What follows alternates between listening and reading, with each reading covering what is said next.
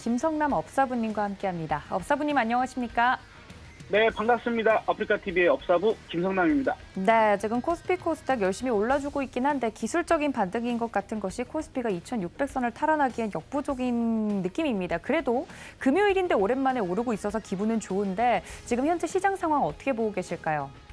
네, 제가 이제 어제도 사실 많은 분들이 뭐 또 그런 얘기들을 좀 저한테 질문을 따로 하시기도 하셨어요. 어제 이제 방송을 하고 나서 조금 제가 어제 방송 내용 중에서 만약에 지금부터 조금 시장을 쭉 당기는 현상이 일어나더라도 저는 쫓아가지 않는 게 좋겠다라고 얘기를 드렸었죠. 기억나시는지 모르겠습니다. 자, 그래서 그런 부분들은 아직 하락에 대한 부분들, 어쨌든 글로벌 시장이나 미국 시장과 키를 맞춰야 되는 그런 부분들이 있다 보니까 우리나라가 그것에 비해서 혹은 어제는 옵션 만기일이었기 때문에 지금 세력이라고 표현할 수 있을 만한 그런 외국인이나 뭐 기관이나 다 포함해서요. 그들의 포지션이 제대로 정리가 되기 위한 억지 움직임이 나올 수도 있었던 거였거든요. 그래서 저는 이제 그 점을 조금 높게 생각을 했던 거고, 또한 이제 이번 주 내내 어찌하다 보니 삼국지를 비유해서 여러분들한테 말씀을 드리고 있는데, 오늘은 그런 부분에서 약간 다릅니다. 그러니까 어제도 시장을 주도해 줄 수 있는, 우리를 이끌어 줄 수 있는 장군, 이런 종목, 그러니까 우리가 주도주라고 얘기하죠. 주도 업종이 있었는가 하는 부분에서는 조금 미흡했어요. 그런 부분에서 중소형주가 훨씬 더 세게 올라가는 그런 모습이었기 때문에 이대로는 이 진격, 이 상승이 바로 성공하기는 좀 어렵다라고 좀 얘기를 드렸는데, 자, 오늘은 좀 다시 봐볼까요? 오늘 이제 우리 마켓 파워를 보시면 센터 값이 무려 440입니다. 세력은 오히려 마이너스 114 정도를 기록하고 있네요. 그래서 오늘 아침 특징은 센터 값이 매우 강합니다. 상당히 매우 강하게 계속 유지가 되고 있는 상황이고요.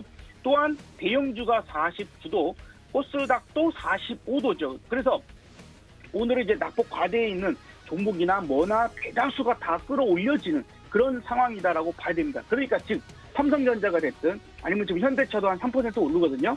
3% 오르고 뭐 여러 종목들이 같이 힘을 써주면서 주도 종목이라고 할 수 있을 만한 대형주들이 앞에서 힘을 써주면서 같이 중소형주가 올라가기 때문에 오늘 하루의 반등 정도는 성공을 할 수는 있을 것 같다라고 좀 일단은 얘기를 드려볼게요. 다만 이제 문제는 뭐냐면 오늘 이제 금요일입니다.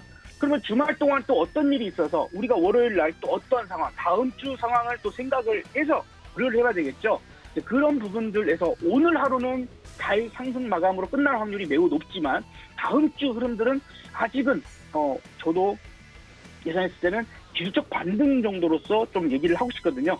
다만 이제 이 상승이 월요일이나 혹은 정말 길다면 화요일 정도까지도 이어질 가능성은 있어서 그런 부분들의 차원에서 종목을 골라서 공략을 하시고 그다음에 수익적인 부분들을 내려고 하신다라면 조금 한 스윙 정도 될까요? 2박 3일 정도의 코스 정도로 종목들을 선택해서 보시는 게 좋겠고, 뭐 그런 부분들에서는 조금 최근에 눌려지고, 그죠? 아무래도 최근에 상승했던 종목들이 올라가기보다는 최근에 눌러졌거나 낙폭이 과대했거나 이런 종목분들에서 그러한 상승을 보여줄 가능성이 높을 겁니다. 그런 부분에서도 우리가 여기서 진짜 찐 바닥이라고 얘기할 수 있는 정말 큰 바닥이 나타나게 된다면 주도 섹터가 분명히 나오게 돼 있습니다. 우리가 주도군이 나오게 돼 있고요.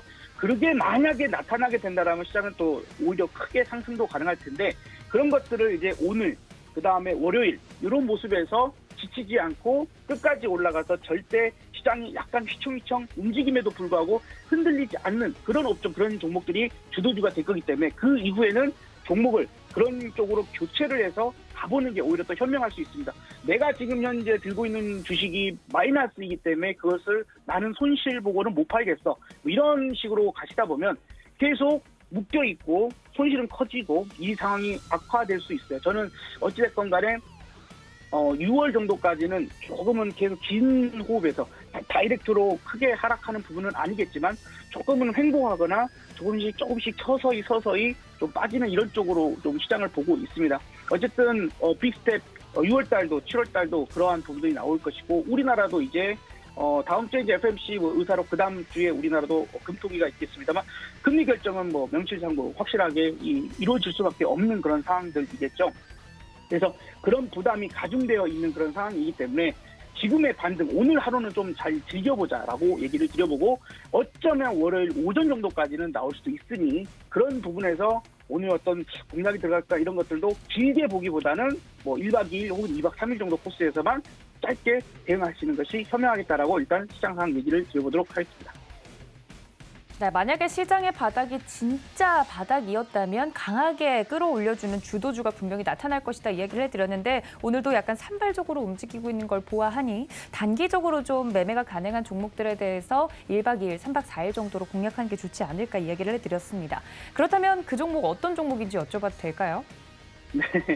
자, 이제 여기서 사실은 어렵습니다. 오히려요, 시장이 크게 떨어지는 날은 수급이 다 몰려요. 그렇기 때문에 그쪽의 테마나 이런 부분들이 상당히 강력하게 올라가고 쉬지 않고 끝까지 올라가 버리는 경우 또 상승가 나오는 경우가 많은데 오늘은 우리나라 자체의 돈이 엄청나게 한꺼번에 몰려 들어온 게 아니라 항상 평상시에 들어오던 돈이 여러 종목으로 뭐랄까 이제 흩어져 버린 거거든요. 그러니까 너도 조금, 너도 조금, 너도 조금 이렇게 주는 거예요.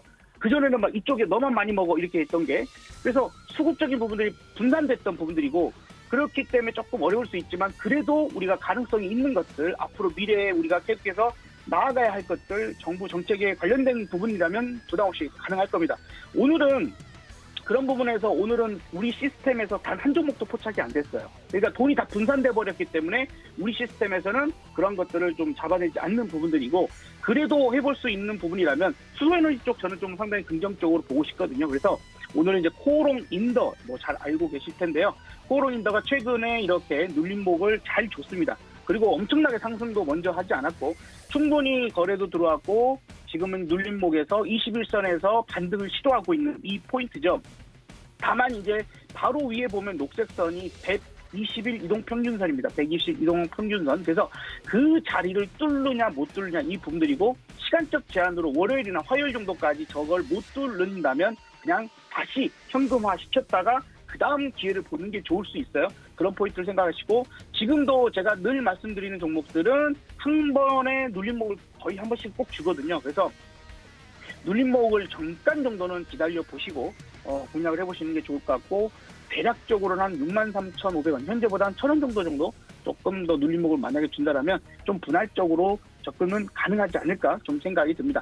그러면서도 지금 20일 이동평균선에서 그 지지테스트를 했잖아요. 그래서 터닝이 나오고 있는 중인데 그렇다면 어제의 저가인 62,400원, 62,400원이 깨지면 좀 위험해질 수 있겠죠. 아마도 그렇다고 하는 것은 해당 종목에 문제가 있기보다는 시장이 다시 크게 떨어지는 그래서 어떤 종목 아무리 평상시에 좋은 종목이고 실적도 최고치가 나오고 이렇다 하더라도 시장 자체가 급락해버리면 소용없거든요. 2,400개 주식 중에서 2,200개가 하락하는데 무슨 소용이 있겠습니까? 오늘은 반면 2,000개가 넘는 종목들이 지금 상승을 하고 있는 부분들이니까 뭐 다 분산되는 부분들이 나오는 거고 그동안 상승이 좋았던 음식료나 농업주들 이런 쪽들에서 약간 빠지는 종목들이 좀 나오는 거죠. 그래서 그런 흐름 정도만 좀 바뀌었다라고 생각하시면 될 것 같고요. 만약에 이걸 뚫어준다면 120선을 뚫어준다라고 하면 아무래도 7만 원 근처까지는 목표가를 좀 높여서 볼 수 있을 겁니다.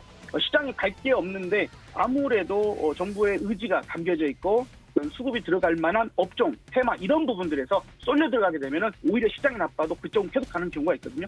그런 부분들에서 말씀드리는 게 뭐 이제 내일까지 월요일이나 이렇게 해서 대량 거래가 터지면서 이 120선을 뚫는다면 다시 120선이 깨지기 전에는 한 번 정도 홀딩해서 끝까지 한번 봐보자라는 얘기도 한번 드려보도록 하겠습니다.